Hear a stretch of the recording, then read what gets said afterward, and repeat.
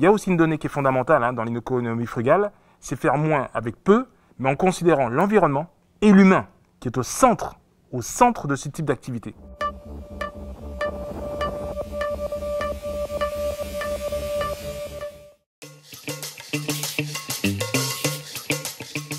Ça consiste à faire mieux, plus efficace, plus efficient, avec moins. Et c'est ce qui nous caractérise, compte tenu de la raréfaction aujourd'hui des fonds publics, des difficultés économiques que connaît la Guyane.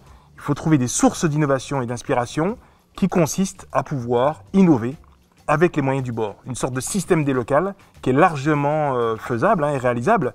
Aujourd'hui, il faut simplement essaimer sur l'ensemble du territoire. Et pour cela, l'économie frugale est un exemple typique de ce qui pourrait être nécessaire en Guyane. On a beaucoup parlé des circuits courts. Ça consiste en quoi les circuits courts? L'émaillage par exemple de l'autosuffisance alimentaire interquartier. Aujourd'hui, on pourrait diagnostiquer par exemple une ville qui ferait le choix dans certains quartiers d'orienter avec les habitants sous couvert de professionnels des systèmes agroalimentaires en vue de répondre aux attentes de la population.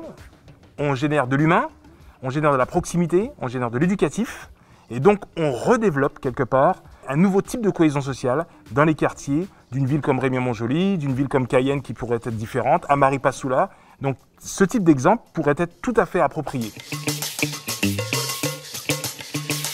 Je prends un autre exemple, les systèmes plug and play, qui sont tout simplement des micro-unités de production itinérantes, mais qui s'adaptent avec son environnement. Parce qu'il y a aussi une donnée qui est fondamentale dans l'économie frugale, c'est faire moins avec peu, mais en considérant l'environnement et l'humain, qui est au centre de ce type d'activité. Alors derrière l'économie frugale, qui est un nouveau concept économique, un nouveau modèle économique, on pourra considérer aussi que ce sera un nouveau modèle identitaire.